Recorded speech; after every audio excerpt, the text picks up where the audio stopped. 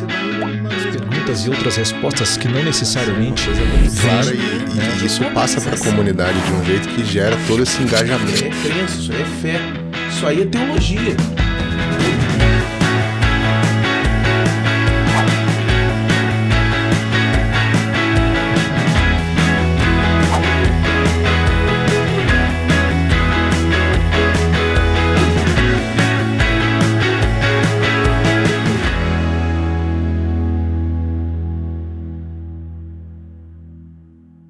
Muito bem, nós iniciamos agora mais um Educação Cast, esse podcast do Ministério Educacional Andragógico da Igreja Batista de Água Branca, a nossa IBAB, e hoje nós teremos a grata satisfação, ou eu terei aqui pessoalmente a grata satisfação de receber a minha irmã querida Fernanda Kivitz. Fer, como você está?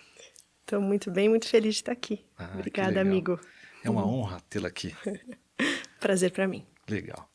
Gente, como vocês têm nos acompanhado, nós estamos aí desde o ano passado abrindo exatamente esse podcast para trazer um pouco da realidade da nossa comunidade. Sobretudo na playlist Comunidade, nós intencionalmente começamos a trazer os pastores, pastoras, ministros e ministras da IBAB para essa nova IBAB que está sempre trazendo novos membros, sempre recebendo novos membros, não necessariamente nas nossas celebrações dominicais ou em algumas agendas semanais a gente consegue ter um trato pessoal ali com os pastores, os ministros, ministras. Então, intencionalmente, a gente começou a fazer esse movimento de apresentar os ministérios e as próprias pessoas que encabeçam e cuidam desses ministérios. Então, a gente já passou por aqui a sua mãe, né, abrindo e explicando um pouco como que se constitui e faz, né, a campanha de Natal. Né? Tivemos o próprio pastor Ed, o nosso pastor, explicando um pouquinho como foi a sua peregrinação pastoral e espiritual. E tantos outros e outras, daqui a pouco vocês vão começar a ver a Marcena, a Roseni e outras irmãs que a gente vai trazer para cá também. A própria Mariane Tavares abriu uma playlist com a gente aqui falando sobre mulheres e teologia, que vai dar continuidade também. Então a gente está fazendo essa produção dessa mídia para mostrar um pouco de como que a IBAB faz, como a IBAB pensa, como que é a nossa teologia, como que é a nossa praxis.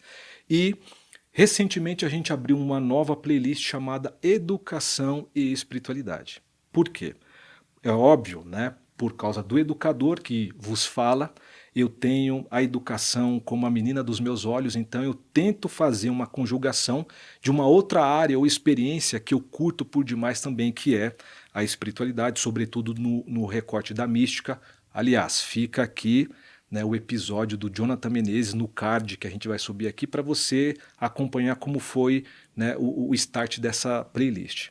Mas, para a gente não delongar mais, porque a nossa visita aqui é muito especial, nós vamos estar nesse recorte de educação e espiritualidade e hoje teremos aqui a Fernanda, que é uma educadora, a Fernanda, que é uma especialista em currículo, além de ser nossa irmã e uma irmã querida aqui na comunidade, e a gente vai falar um pouco como que ela transita aqui, mas é importante esse recorte da Fernanda como educadora que vai nos ensinar muito aqui. Então, dona Fernanda, educadora Fernanda, para a gente começar, querida Fê, e você fica muito à vontade porque esse espaço é nosso. Esquece que a gente está gravando porque ótimo, aí a coisa flui mais, tá bom? Fê, apresente-se aí para nossa turma, porque eu já te conheço dessa caminhada bacana na comunidade, mas quem é a Fernanda? Profundo. Opa! Bom, vamos lá. Eu sou uma mulher de 35 anos. Eu sou mãe de uma menininha chamada Valentina, que tem 4 anos. 4 aninhos a já. Valen. Eu sou formada em Ciências Sociais pela PUC São Paulo. Eu tenho uma atuação de mais ou menos 10 anos numa organização da sociedade civil com formação de professores e professoras de escolas públicas. Essa organização se chama SEMPEC. Que, aliás, é uma mega de uma instituição que É. promove, no meu recorte lá na Unifesp, a gente consegue também pegar trabalhos deles para referendar as nossas pesquisas. Sim, é um super centro de estudos, de pesquisa, uma referência para o Brasil. E eu nunca pensei em trabalhar com educação. Quando eu fui fazer ciências sociais, eu queria ser professora universitária, seguir carreira acadêmica. Aliás, ciências sociais sua mãe fez também ou não? A minha mãe fez serviço social. Ah, Minha mãe é sim. assistente social. Eu sou cientista social. Tá. E eu queria seguir carreira acadêmica dentro da antropologia. Então, inclusive, meu TCC da graduação foi um projeto de mestrado. Tinha essa possibilidade para quem queria seguir carreira acadêmica. E foi um projeto de mestrado. Aí, quando eu estava... para terminar a faculdade, eu consegui esse estágio no SEMPEC. Então, eu entrei no SEMPEC como estagiária e eu saí 10 anos depois Caramba. para ter a Foi Valentina. assim a sua entrada. É. E por causa da Valen você sai. Eu saí de licença maternidade e depois, enfim, a vida aconteceu de outro jeito e eu não voltei mais. Eles tentam comprar seu passe ainda. São amigas muito queridas. Então, aí eu parei lá no SEMPEC, despenquei lá e me formei educadora lá. O SEMPEC, ele, de fato, foi uma escola para mim, porque... Primeiro, por toda a herança do Paulo Freire, são todas mulheres que estavam junto com o Paulo Freire na redemocratização do país. Que legal. O SEMPEC foi criado em 87, 88, então num momento muito importante para a democracia no Brasil. Então, quando ele assume a prefeitura, o SEMPEC está ali, de certa maneira, apoiando Exatamente. ele. Então eu trabalhei com muita gente que tinha trabalhado com ele. Tá, fazia diversas referências naquela Exatamente. época, né? E então eu me formei educadora ali. Eu trabalhava com gestão de projetos, avaliação de projetos sociais, até que eu comecei a trabalhar num projeto de educação infantil, creche, criança de 0 a 3 anos. E aí eu fui fazer a minha pós-graduação no Instituto Singularidades, em criança de 0 a 3. Eu sou especialista em 0 a 3 anos. Que é outra instituição também assim de peso, Incrível, sim. Bom, aí eu fiz essa pós em 0 a 3, mas eu sempre quis fazer mestrado. E aí logo eu entrei no mestrado na PUC, no programa Educação Currículo, e a minha pesquisa no mestrado foi também 0 a 3.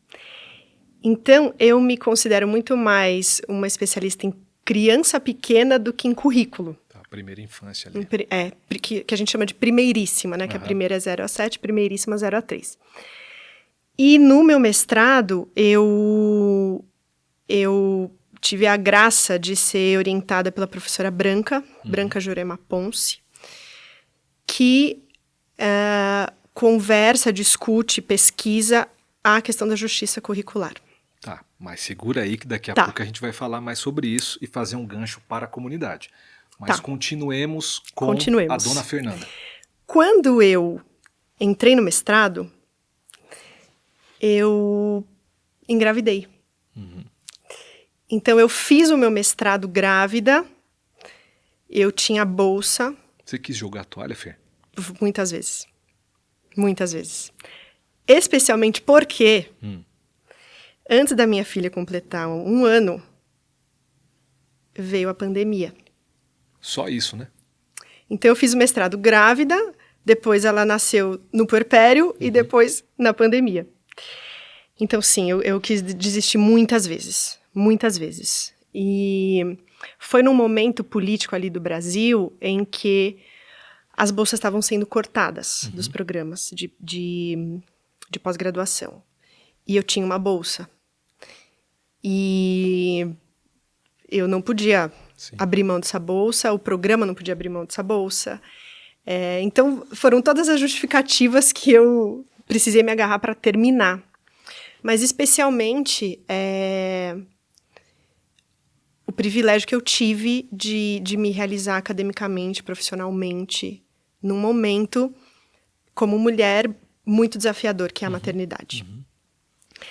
Então, aí eu terminei meu mestrado, era agosto de 2020.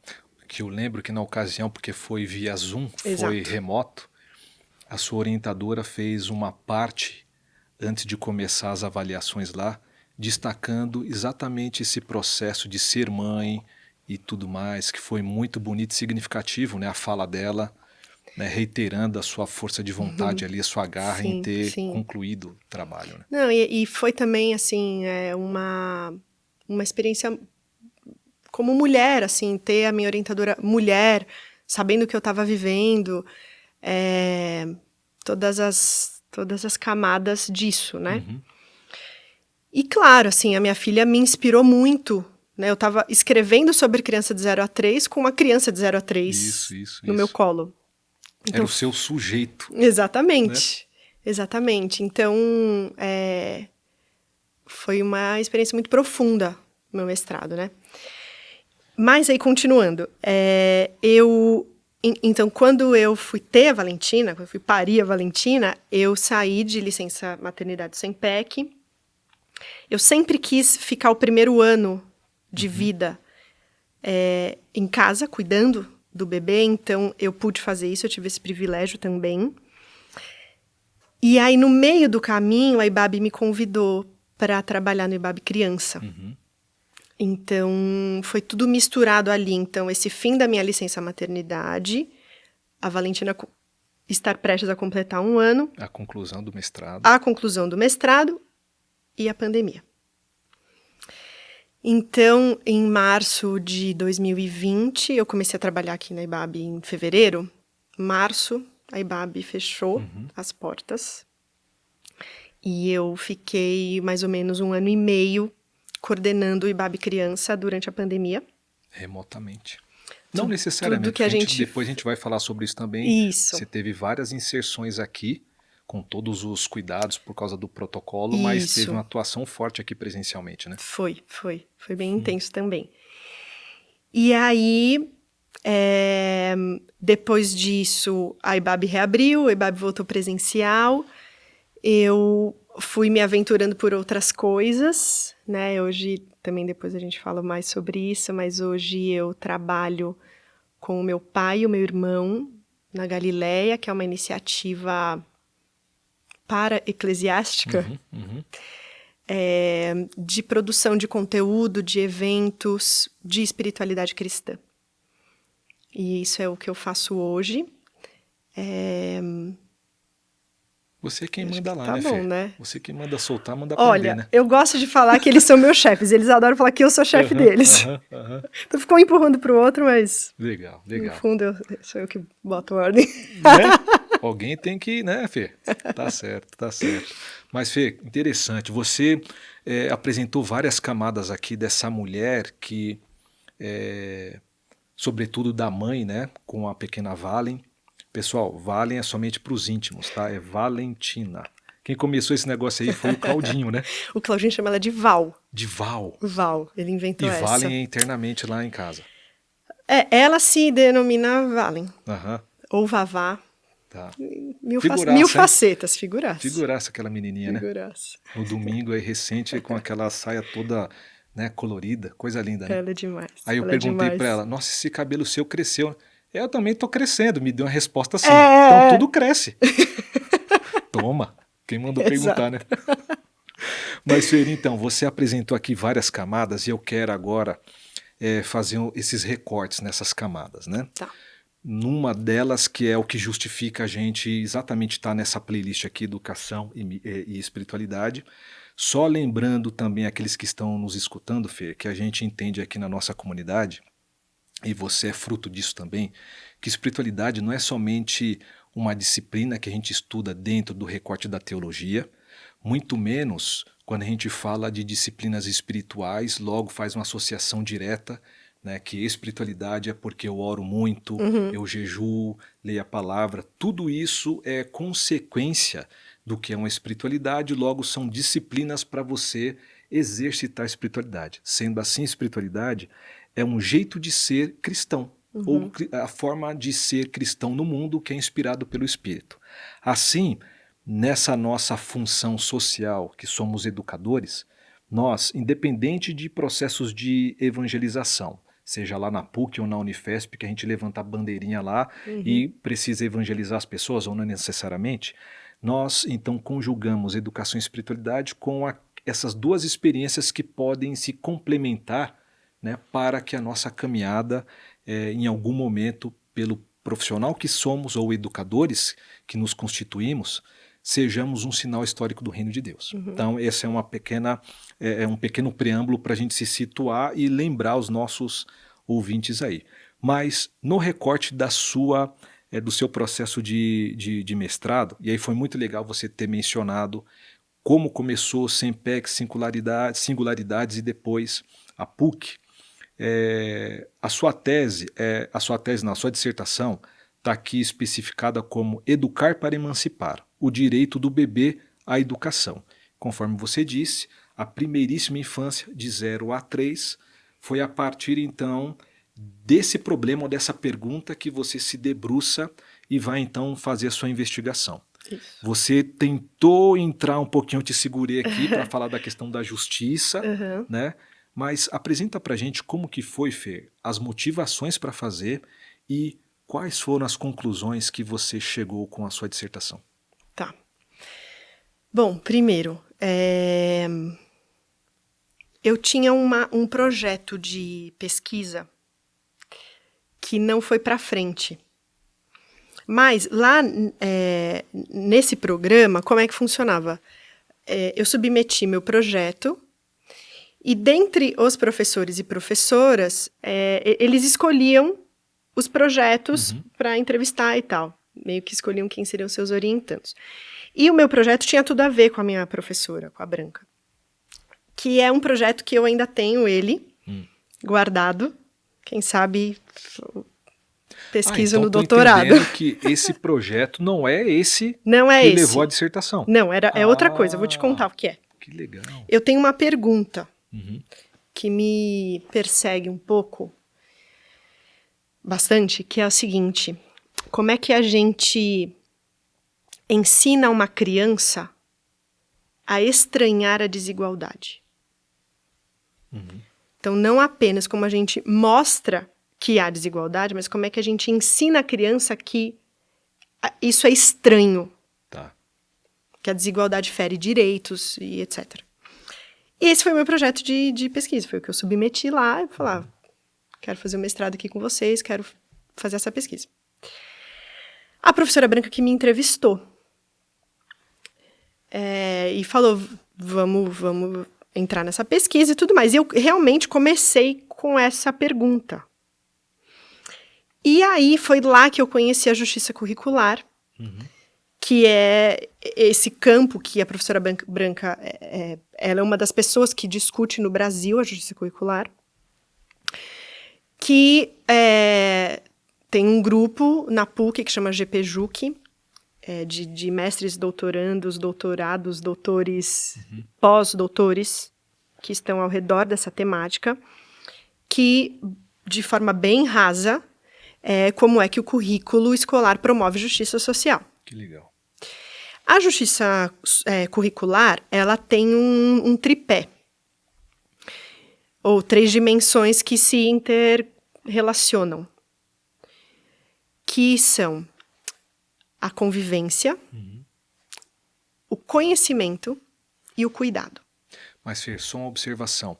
Lá no grupo de pesquisa, é só a primeiríssima infância ou Não. É toda o que envolve a criança aí? Toda a educação, inclusive EJA. Tá.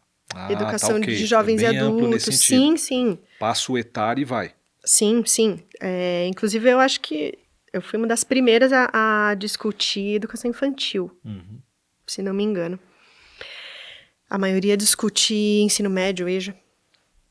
Bom, inclusive hoje o José Malua, Exato, pastor aqui na nossa IBAB, também está nesse programa com a professora Branca. Com a professora Branca. Bom, influência sua isso aí. Aí eu conheci a justiça curricular e fiquei encantada. Fui estudar. E então, você sabe como é, a academia precisa das coisas muito bem formatadas. A academia exige uma pergunta muito bem feita, uma hipótese muito bem elaborada ali. Os objetivos. E as coisas precisavam ficar um pouco mais... com um contorno um pouco mais definido. E quando nesse exercício constante acadêmico, eu fui esbarrando em um monte de coisa e em limites. Você foi depurando, em limites né? desse recorte que eu queria fazer e dessa pergunta que eu tinha e tal. E aí eu fui fazendo o caminho contrário, eu fui fazendo perguntas para a justiça curricular. Abrindo mão das minhas perguntas prévias e tendo novas, criando novas perguntas. E aí, como eu trabalhei muitos anos com formação em creche, já tinha feito a minha pós em creche, né, em criança de 0 a 3, eu sempre me deparei com esse incômodo de que as professoras das creches, as professoras do Centro de Educação Infantil 6, a maior parte não se sente professora, educadora. Muito por conta da herança da construção da creche. A creche ela é criada inicialmente como um direito da mulher, da mãe que precisa trabalhar e precisa deixar a criança em algum lugar. Então, a creche era um direito da mulher. É uma construção muito complexa até que a creche se torna direito da criança. Que há essa integração aí. Direito da criança a ser educada nessa faixa etária, nessa fase da vida, na fase inicial da vida. Então, a creche tem toda essa herança assistencialista. Então, eu não poucas vezes ouvi das professoras nas creches que eu trabalhava, professora mesmo é aquela que alfabetiza. Eu só cuido. Tá, olha que legal. Então, a educação infantil, ela tem, inclusive, na bibliografia da sobre educação infantil, isso é muito, muito forte. Essa cisão, essa ruptura entre cuidar e educar. E muita gente tentou e fez aproximações e propôs coisas muito interessantes sobre cuidar e educar. Bom, aí eu tinha, de um lado, toda essa crise na educação infantil, de que o cuidado é menor que a educação, que o cuidado algumas vezes até rivaliza. Elas educam, a gente só cuida. Por outro lado, eu tinha a justiça curricular dizendo que o cuidado, como uma dimensão da justiça, promove emancipação, autonomia, justiça social. Então, a minha dissertação de mestrado é justamente essa conversa da herança da educação infantil com a proposta da justiça curricular. O pleno direito que você menciona, né? Isso, pleno direito do bebê à educação. E o cuidado como um promotor de educação. O cuidado, desde que seja um cuidado que não é para o controle do corpo do bebê, desde que não seja disciplinar, né? O cuidado que emancipa, o cuidado que promove autonomia. Fer, um parêntese aqui, porque quando você menciona, né, a questão de justiça, direito, tudo isso está num campo semântico, se eu posso colocar dessa forma. De fato, né, direitos humanos, a gente poderia puxar esse gancho aqui, mas no âmbito da nossa fé, ou da nossa comunidade de fé, da IBAB, a gente tem muito forte a nossa visão, missão e filosofia ministerial, e nós subscrevemos, né, que o evangelho é integral. Então, sabedores disso e desse espaço comunitário que é formativo também, né, dá para perceber, Fê, que de repente essas inquietações que te levaram a fazer perguntas lá, elas têm uma base, têm uma origem, e eu posso afirmar que essa base, essa origem, veio dessa nossa teologia contextual por conta disso que a gente vive aqui e tenta ensinar para a comunidade também? Sim, sem dúvida. Sem dúvida. Inclusive, a minha referência teórica para falar de cuidado é o Leonardo Boff. Olha aí. Então, ele tem alguns livros sobre isso. O que eu usei foi o cuidado necessário. Inclusive, eu começo a minha dissertação com uma epígrafe, né? Dele, que é somente o resgate do cuidado poderá nos salvar. E aí eu vou falando sobre o cuidado que promove a autonomia e que é esse cuidado que educa.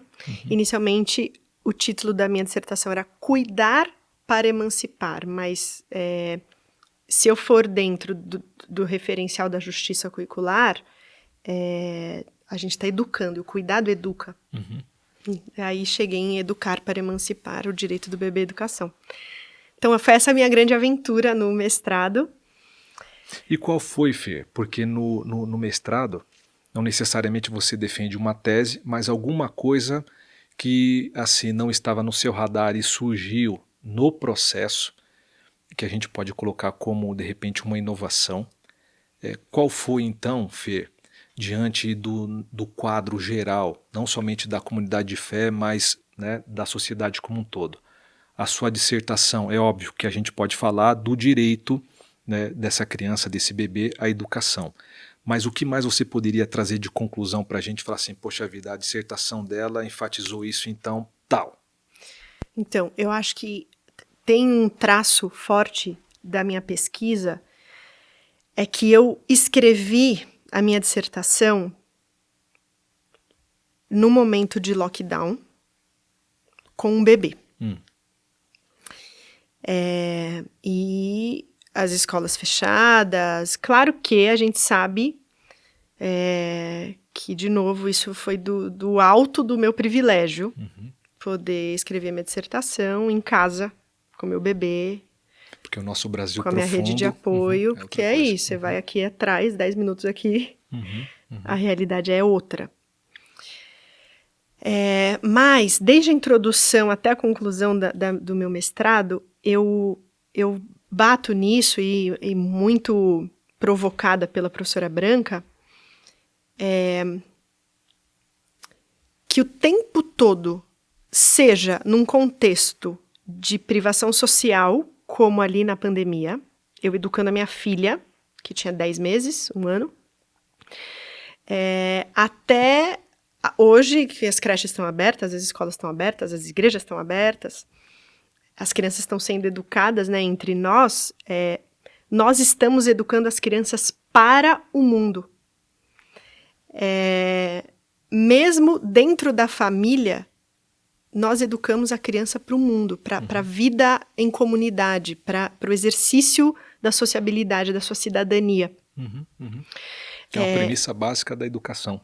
A gente educa para o mundo. Isso. Então, o cuidado, ali como mãe de um bebê, e você sabe disso, você já teve 2 bebês, o cuidado físico, ele é muito intenso, né? É trocar fralda, é alimentar, é o banho, é amamentar, aí é dar o banho, é fazer dormir. Essas atividades, elas podem ser tão corriqueiras e tão banais, e o meu trabalho fala exatamente disso, de como esse cuidado cotidiano, aí a gente fala da miudeza, da pequeneza, como ele é libertário. Então, eu acho que uma defesa da minha dissertação é que o tempo todo a criança, seja com 1 mês, seja com 10 anos, ela precisa ser educada para a vida em sociedade.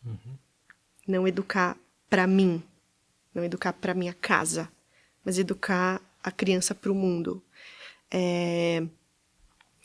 Que é o que eu acredito, assim, que eu educo a minha filha, como você falou, para o mundo, mas para viver a vida dela e não para estar a meu serviço. Só que, embora isso pareça óbvio para nós que somos educadores, fazer isso para valer é muito difícil. A gente carrega um monte de coisas que impedem, né, Fê? Inconsciente. Exatamente. É estrutural. Sim, sim. E a gente que classe média alta, que vive ali numa bolha em São Paulo, é muito fácil a gente cair nessa armadilha de educar para a nossa vida, para o nosso script, Para o nosso mundo. para o nosso mundo, para a nossa cultura. Então, a Valentina, desde o início da vidinha dela, ela me desafia muito, Muito, porque, como você contou, ela fala, ela responde, ela questiona, ela negocia. Até com o vô, né? Com o vô, com a avó, com a mãe, com o pai, com o tio, Uhum. com a tia. Eu quero ver como vai ser com o sobrinho dela que vai chegar. Com o primo, né? Meu sobrinho. Eu educo ela para isso. Eu educo ela para ela ser como ela tem sido. Que muitas vezes isso se volta contra mim, inclusive. Mas eu não acredito em outra educação que não seja essa. Bonito, Fê. Bonito. Acho que o meu trabalho é sobre isso também. E tá disponível no repertório lá da PUC? Tá na biblioteca da PUC. Quem desejar conhecer um pouquinho mais é só acessar lá. Exato. Legal, legal. Fê, muito bem, que legal. Nessa troca a gente vai verificando, né, vários detalhezinhos e aí acaba vindo o afeto também, porque falar da Valentina, dos nossos filhos, evoca isso, né? Então, muito obrigado por compartilhar isso daí. Agora tentando fazer um gancho, porque a gente tem, e como você mencionou, depois dessa conclusão, ou ali, né, na soleira dessas duas casas, PUC e depois IBAB, você vem e junto então com a Célia da sua equipe, junto na ocasião também tinha a Sarinha, Tinha a Sara, uma Lua também, o Zé Mário, o Zé Mário, exatamente, tinha uma equipe bem a ampla aí, Regiane. a Rê também, olha só, né? Então vai me atualizando aí. Isso. E aí, Fê, você vem para o IBAB Criança. Antes da gente falar do próprio IBAB Criança, como que você pode fazer ainda, né, ainda na mesma temática da sua dissertação, como que foi e se foi intencionalmente da sua parte tentar fazer uma atualização, uma migração, uma contextualização do que você pesquisou para as crianças da comunidade de fé ou no Ministério Infantil da sua comunidade local? Teve alguma coisa assim? Deu para fazer? Não deu para fazer? O que você pode falar um pouquinho para a gente sobre isso? Tá. Primeiro, deixa eu só contar uma história para quem está acompanhando a gente, que é o seguinte. O dia que eu cheguei aqui na IBAB e falei para você, Robeiras, descobri um negócio, estou estudando um negócio que chama Justiça Curricular. Isso. De um espanhol que chama Torre Santomé. Você falou, peraí. Você foi na sua sala, voltou com o livro do cara em espanhol. Me entregou, esse livro não existe em português. É verdade. Você me deu de presente. Verdade.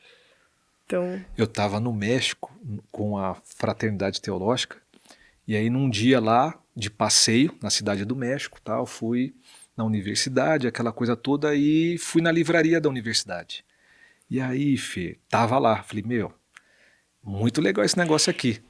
Aí eu nem tinha lido quando você falou, meu, e a sua orientadora falou que não tem, né? não tem. Ela não tem esse livro. Então, Não tinha na época, né? e agora o quem livro tá querendo ele é uma lua. É uma né? lua.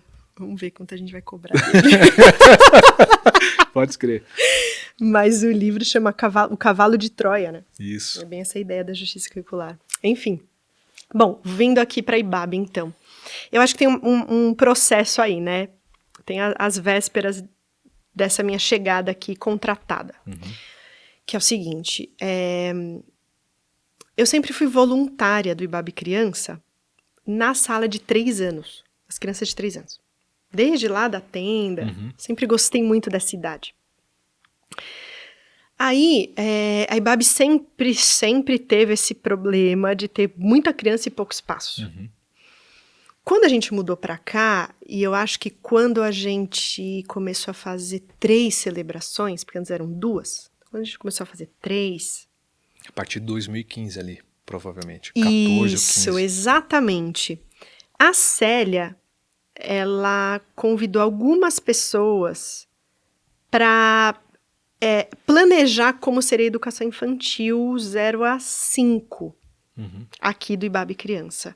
Porque já tinha uma metodologia para crianças de 6 a 8 e 9 a 12, mas 0 a 5 sempre ficava um pouco ali meio mambembe.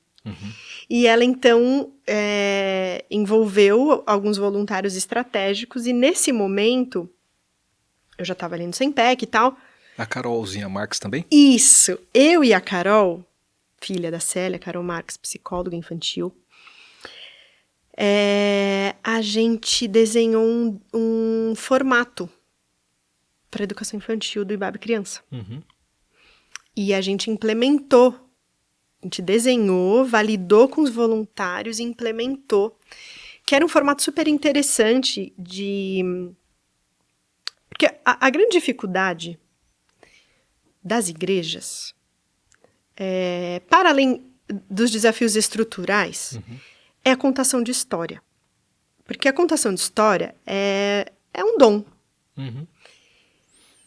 Mas é também um conjunto de habilidades que vão sendo desenvolvidas. Boa, Fê, boa. E como é que a gente ia conseguir um monte de contador de história? Porque são várias coisas, né?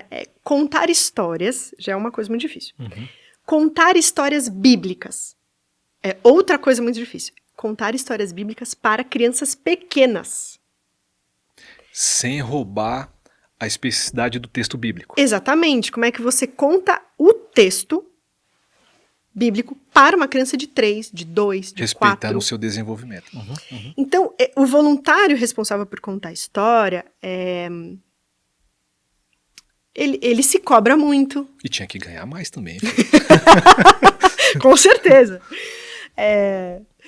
E aí, então, no modelo que a gente criou, em vez de ter um contador de história em cada sala, a gente tinha um contador de história por domingo. Então, a gente precisava de 4 ao todo. E esse contador de história ia passando em cada sala. Ia fazendo um Contava para as crianças de 2, contava para os bebês de 0 a 2, contava para as crianças de 3, de 4, de 5. Então, um contador, claro que modulando a linguagem, a forma de contar, os objetos que elas usavam, né, as contadoras. Então, a gente criou essa rotina para educação infantil. Que, aliás, Fer, segura aí. Aqui também no IBAB Educação tem, no ápice da pandemia, a gente fez um encontro com você, a Carol e a Celinha, falando dessa estrutura. Então, está aqui nos painéis, né? E depois também isso levou a gente a desenvolver o curso Imersão do IBAB Criança, que mostra toda essa estruturação. Perfeito, perfeito. Então, eu, a Célia e a Carol, há alguns anos, a gente juntas estruturou muita coisa no IBAB Criança.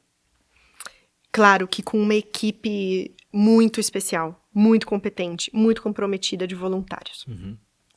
Então, que, aliás, também, né, Fer, a nossa comunidade, uma das marcas fortes dela é essa força pulsante do nosso voluntariado. Né? Obrigado, Senhor, por essas pessoas, esses irmãos. Muito especiais, muito comprometidas. E a gente tem muita gente muito boa. Então, as contadoras de história do IBAB Criança, enfim, incríveis.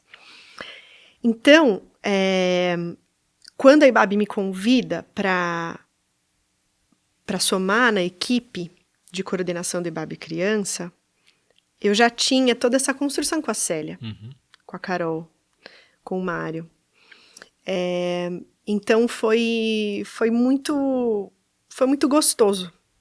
Foi muito gostoso trabalhar com eles todos e com a nossa equipe de voluntários durante a pandemia. Foi um desafio enorme criar uma estrutura online. Porque a gente, né, virou meio que um estúdio. Exatamente. A IBAB virou um estúdio. Câmera, luz, microfone na IBAB inteira. A gente estruturou toda uma programação no YouTube e no Instagram. A partir do Sigo Mestre? Com o currículo Sigo Mestre, que é o currículo que a Célia desenvolveu com o José Malu e com a Sara. E com mais alguns voluntários muito importantes ali nessa construção. Então, falar da Dê, falar da Glair. Isso. A Jacira já estava também? Jacira. Então, a gente criou muitos conteúdos, ao mesmo tempo que a gente não podia perder de vista que a gente é uma igreja.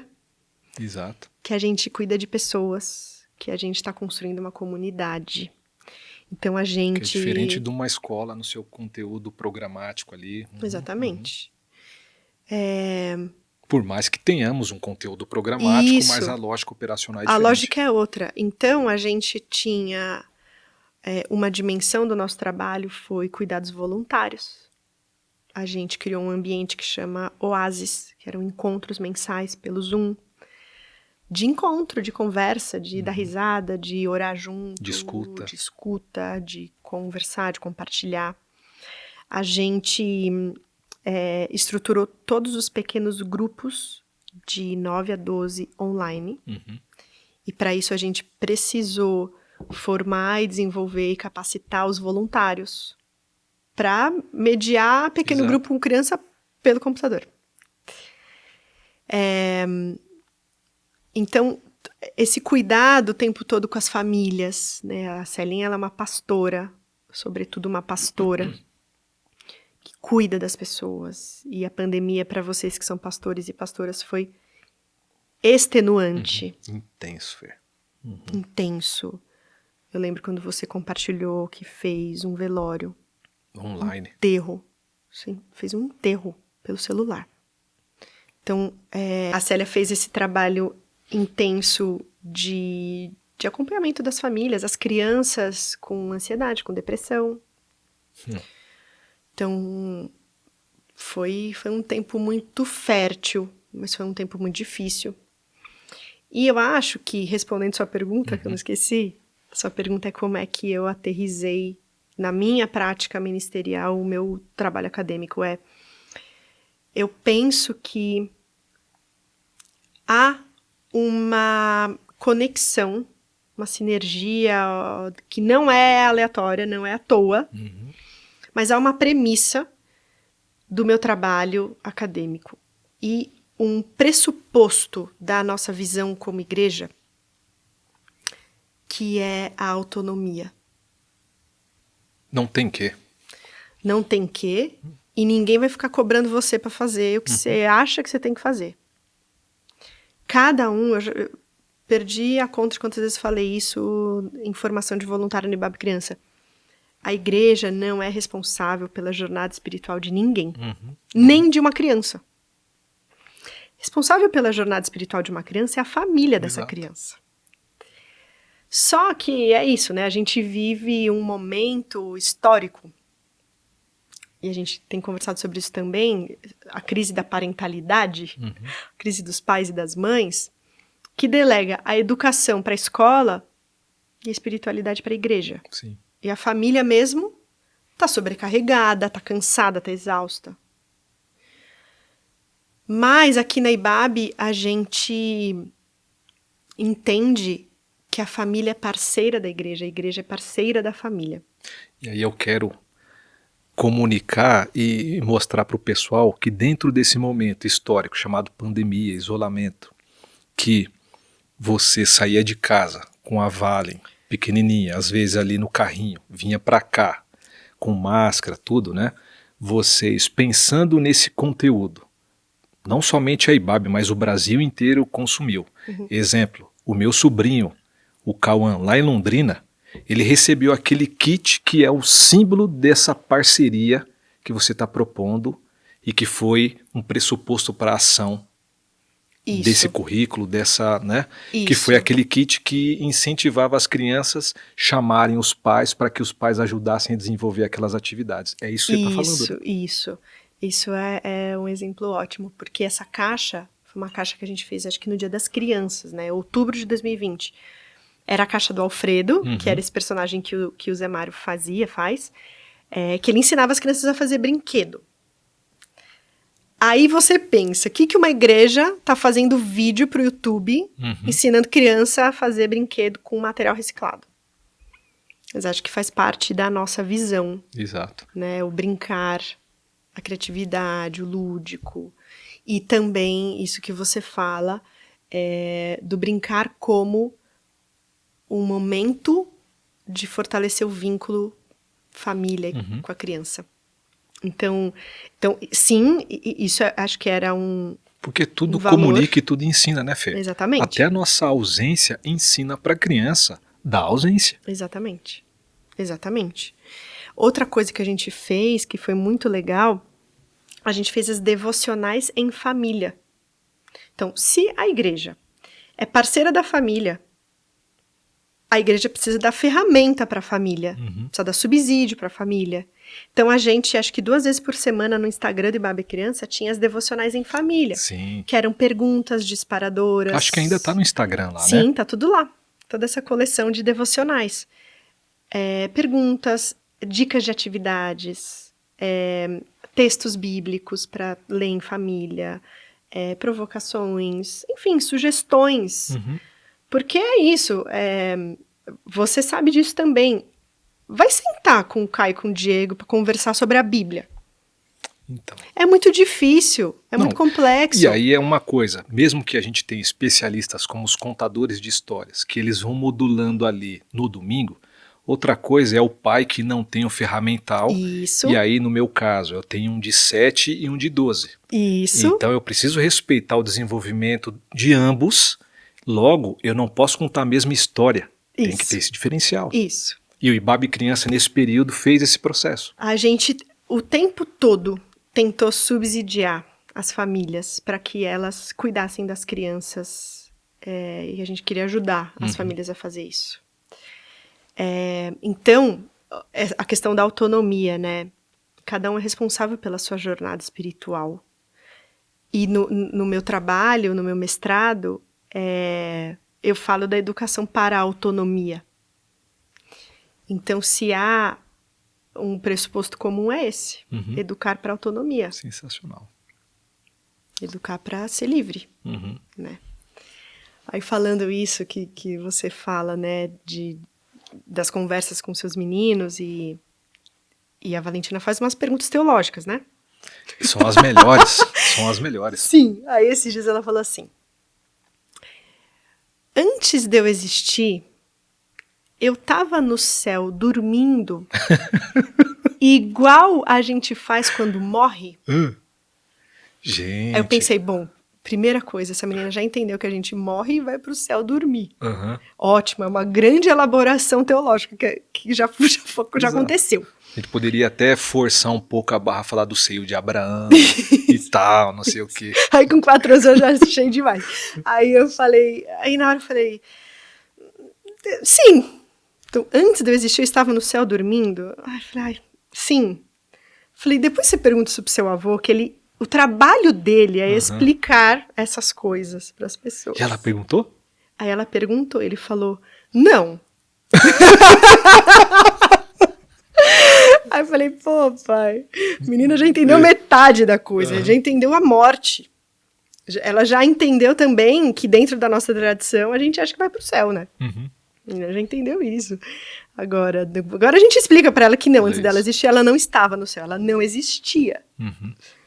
Mas enfim, né? Fazer teologia com a criança é isso aí. Mas vamos no sentido pedagógico aí, passar algumas referências pro nosso pastor, hein? Não é? Pastor, a gente te ama, viu? Não esquece disso. Muito bem. bom. Fê, mas olha só, para esse nosso último bloco, e aí a gente acabou de mencionar o pastor Ed, tem tudo a ver com ele também, de certa maneira.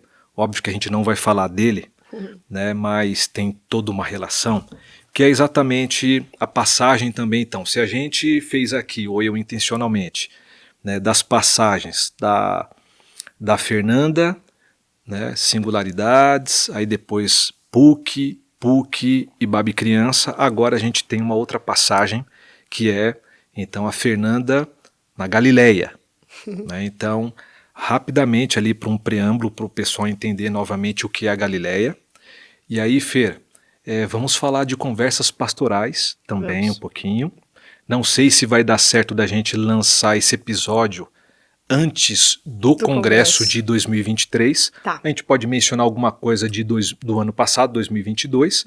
Mas, Fer, você abriu, né, uma picada numa mata bem promissora, que é esse recorte da Galileia voltado para a educação. Óbvio, porque você é educadora também. Então, Fê, depois de apresentar um pouco a Galileia, fala dos projetos no geral e depois focando essa sua área como educadora. Tá. Ouvindo você, eu pensei, né, que nada é aleatório, nada é É bem a ideia do livro da Carla Madeira, né? A véspera. Sempre tem a véspera da véspera da véspera que leva a gente para um lugar, né? A gente chega num lugar e fala, como é que eu cheguei aqui? Quando eu estava aqui no Ibabe Criança, e a gente viu não apenas a potência da produção de conteúdo de espiritualidade para a criança, mas a carência.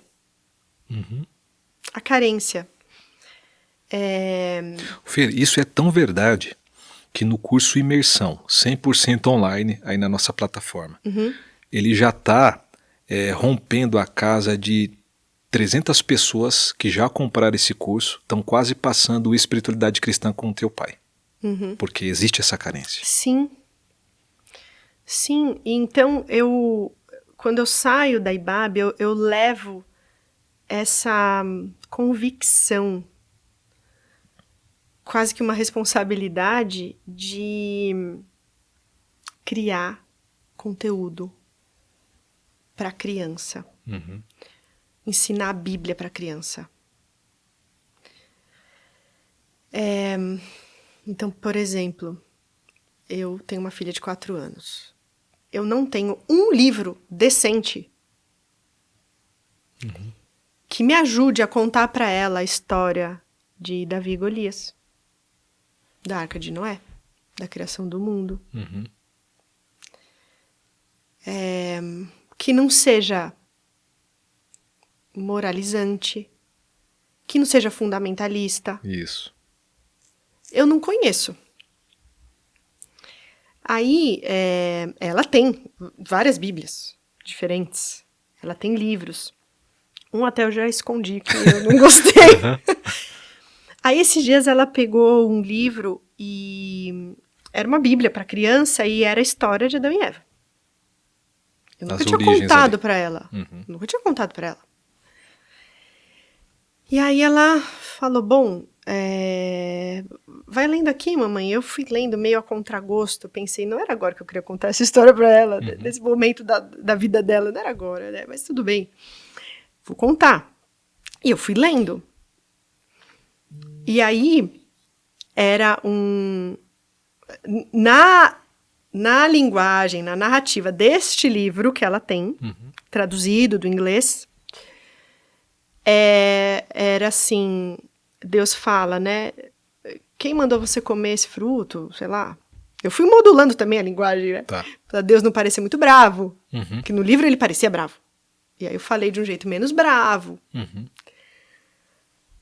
E aí Adão fala, mas foi a mulher que me deu. E aí a Eva fala, mas foi a serpente que me interpelou. E a cena seguinte é Adão e Eva fora do jardim, com 2 anjos com cara de mal. Isso. Porta cerrada. A espada de fogo, a porta fechada. Ela fala, mas eles não vão mais voltar para a floresta? Não vão mais voltar para a floresta? Ela fez esse questionamento. Falei, não, filha, eles não vão voltar para a floresta. E qual foi a imagem de Deus que ela fez? Pois é. Aí ela falou assim, mas por quê? Porque eles comeram uma fruta de uma árvore que Deus disse que não podia. Podia comer de todas as árvores, menos daquela. Mas foi a serpente, mamãe. A culpa é da serpente. Não é da Eva. Eu falei, Fala o quê? Aí eu fico pensando assim, eu preciso de ajuda para contar as histórias bíblicas para minha filha. Isso que a gente tá indo dentro da Ibabe. Meu pai é pastor. Fui criada por um pastor. É importante a gente destacar aqui, Fer, que não é que a gente não quer ensinar a Bíblia para a criança. Não é esse o ponto. Isso. Nós ensinamos. Isso. Nós amamos a Bíblia. Isso. Porém, a gente tem e pensa na teologia da criança que respeita o desenvolvimento infantil. Perfeito, perfeito. E que construção, como você falou, né? Que construção de Deus, de ser humano. Porque, Fer, depois ela se transforma no adulto que ressignifica essa imagem e não consegue se relacionar com pessoas por causa de repente, a forma que foi ensinada e o jeito que foi imposto lá na infância. Isso. Essa é a minha preocupação. Então, quando ela faz essas perguntas e e eu fico meio sem resposta, é porque eu não tô pronta para ensinar algumas coisas para ela, eu não sei como ensinar.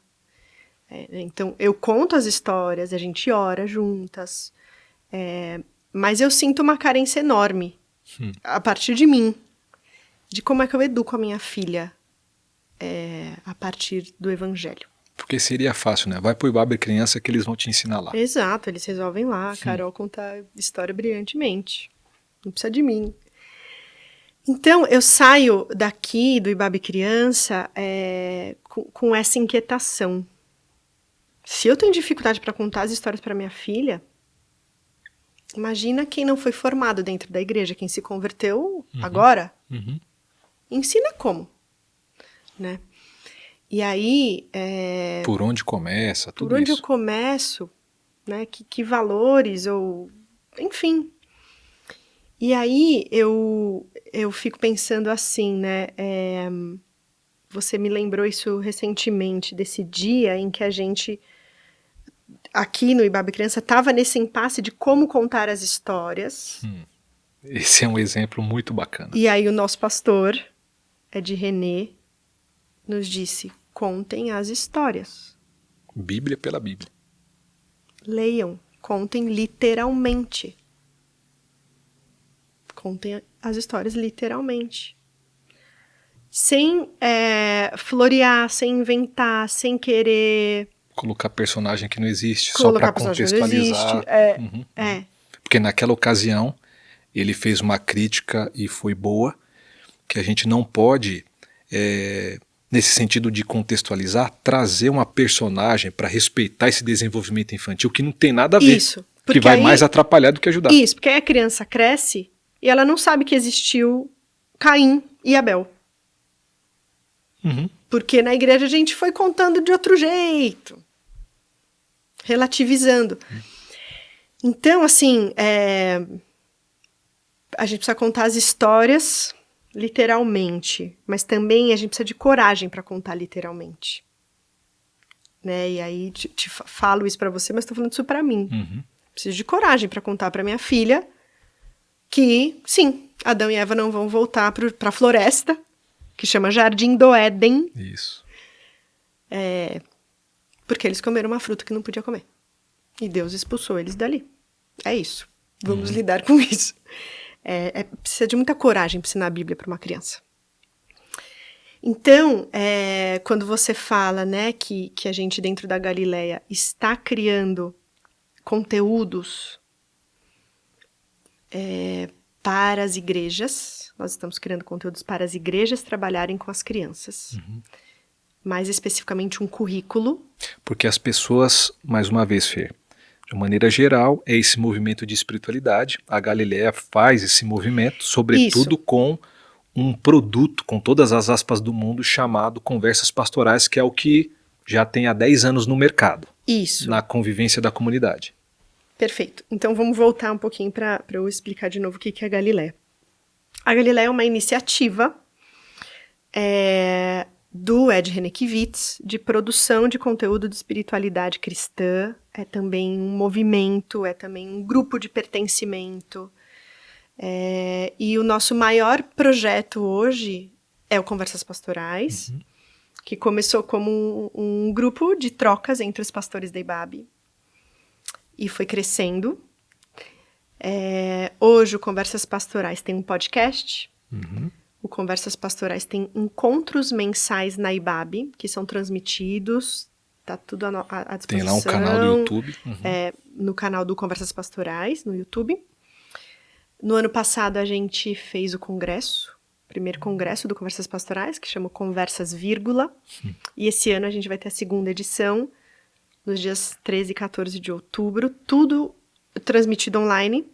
O evento esse ano ele é gratuito, aberto, e o tema é Não Me Envergonhe do Evangelho. O Conversas Pastorais, ele é um ambiente de cuidado, acolhimento, pertencimento, comunhão para pastores, pastoras, teólogos, teólogas, líderes. Mentoria também. Isso. A gente desenvolveu vários grupos de mentoria e você foi fundamental nesse processo.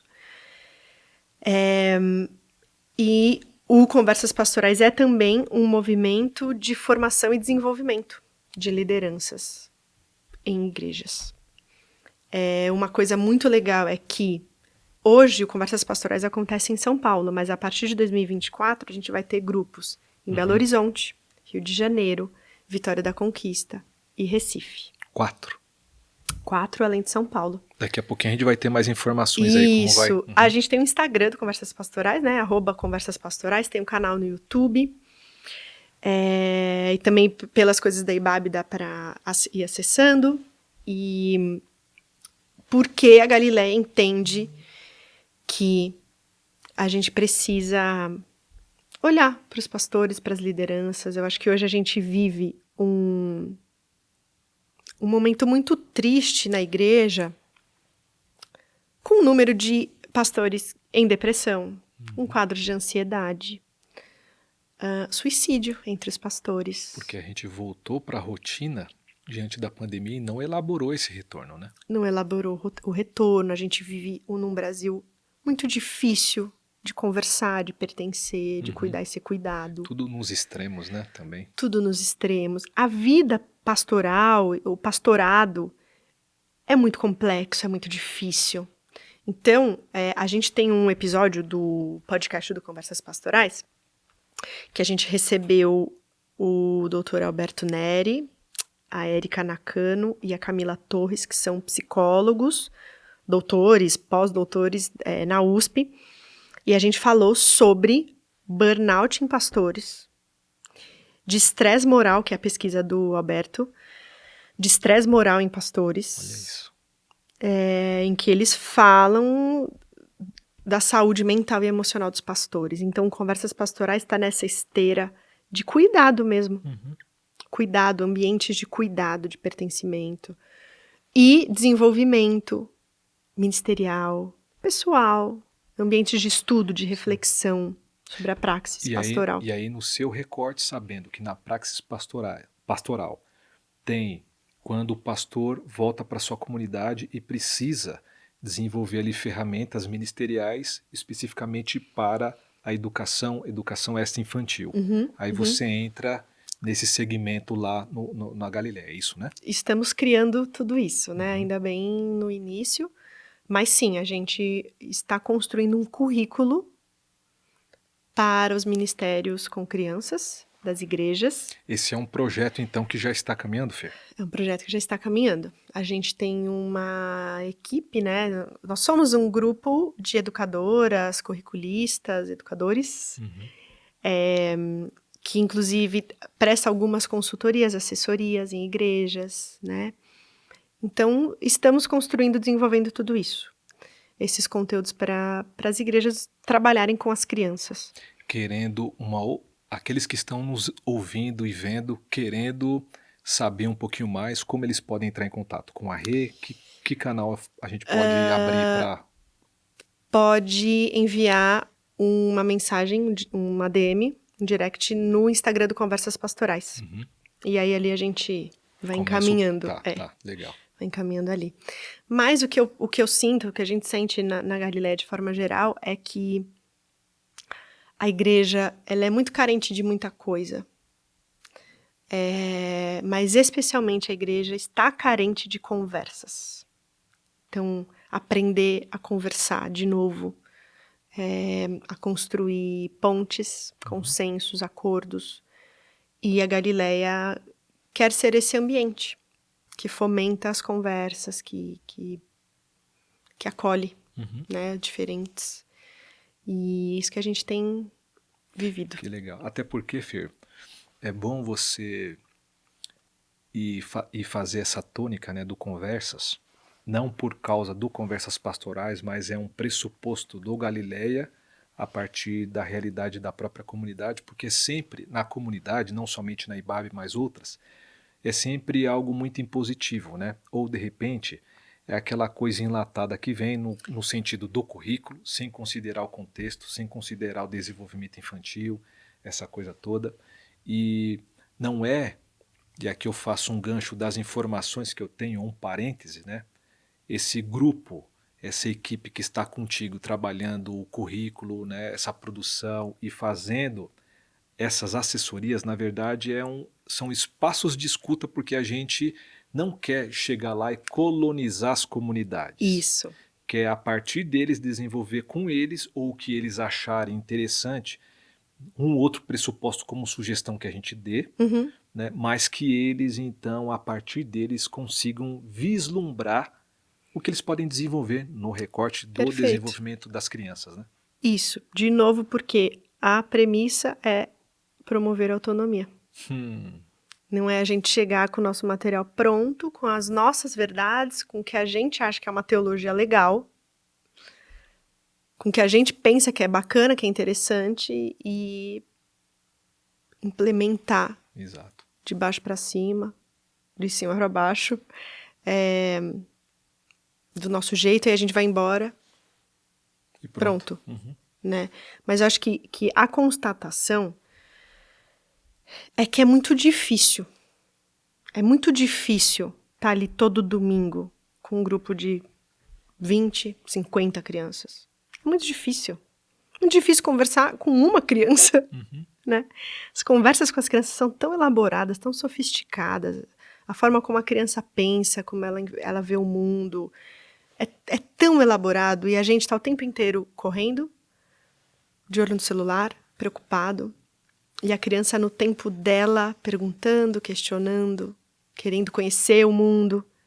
É muito difícil educar uma criança. Uhum. E se a gente, com a nossa expertise de desenvolvimento infantil, de educação infantil, de currículo, se a gente pode abençoar essas pessoas, as famílias, as igrejas, é o que a gente quer fazer. Uhum. E Fer, e quando a gente não leva esse direito às crianças, automaticamente é uma forma de violência, né? Completamente. O nosso ritmo é uma violência à criança. A falta de escuta, não olhar no olho de uma criança. A forma como a gente responde, a forma como a gente corta as ideias delas. Tudo isso, né? São pequenas violências que vão ferindo o direito da criança de existir. E às vezes, ou na maioria das vezes, nas comunidades a gente faz isso ainda com verniz de piedade na cara, né? Uhum. Misericórdia. Misericórdia.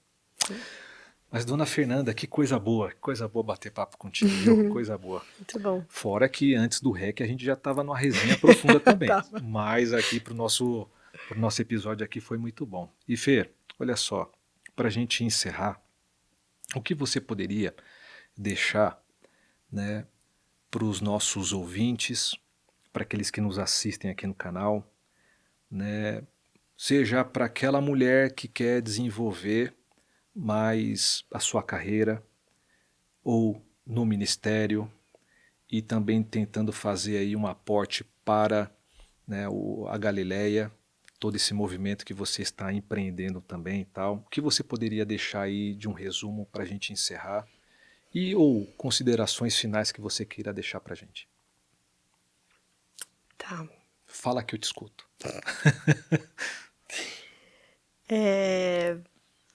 Você diz... repete o que você falou, de dizer para uma mulher... que para tá ela se querendo desenvolver mais, que nem você foi fazer uma faculdade, Tá, você foi fazer tá. uma outra formação, Tá, né? beleza. Se especializar. Tá, eu sei o que eu vou falar. Tá, vamos lá.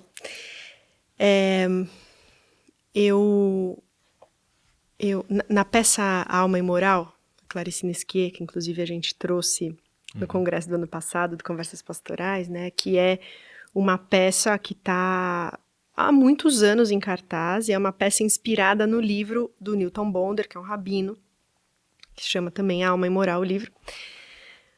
Mas na peça, ela fala, a partir de um conto judaico, um princípio muito bonito, que é da gente ser o máximo que a gente pode ser. Que quando a gente deixa de ser, quando a gente não é o máximo, a gente está influenciando as outras pessoas a também não serem o máximo que elas podem ser. Viverem a sua potência. Então, de novo, do alto dos meus privilégios, eu pude ser mãe, virar mestre em educação, desenvolver minha carreira e meu ministério, porque eu tive muita gente em volta de mim me ajudando a ser tudo que eu queria ser. Porque a vida, ela se faz assim, né? A gente só é tudo que a gente quer ser e faz tudo que a gente pode fazer no meio de todas essas relações, por causa dessas relações, dessa teia de relações. Então, ao final dessa conversa em que eu pude rememorar tanta coisa da minha história, eu fico com essa gratidão a essa teia de relações, a minha família, minha comunidade, amigos, que eu hoje acho que vivi tudo que eu queria ter vivido e continuo vivendo por conta dessas relações, mas também um incentivo para que quem está acompanhando a gente seja apoio, seja rede para quem está em volta e se apoie também. E que a gente assim vá construindo comunidades em que a gente pertence a essas teias de relações em que cada um de nós é o máximo que pode ser. Então, fico com esse sentimento de gratidão, de olhar para a minha história, te agradeço por ter me convidado e por essa conversa tão rica para mim, que me abençoou muito. Espero que abençoe quem estiver ouvindo. Sim, me abençoa também, filho. Mas fico também com esse desafio da gente dar as mãos uns para os outros, para a gente ser tudo que a gente quer ser. Essa é a Fernanda Kivitz, essa irmã preciosa que a gente tem aqui. Fê, muito obrigado. Obrigada, irmão. Muito obrigado pelo seu tempo, de abrir um pouco da sua intimidade, da sua singularidade e nos abençoar tanto. Amém. Muito obrigado mesmo. Eu que agradeço. Pessoal, esse foi mais um Educação Cast. E, como sempre, no nosso encerramento, eu deixo aqui um beijo carinhoso e respeitoso no seu coração. Até uma próxima.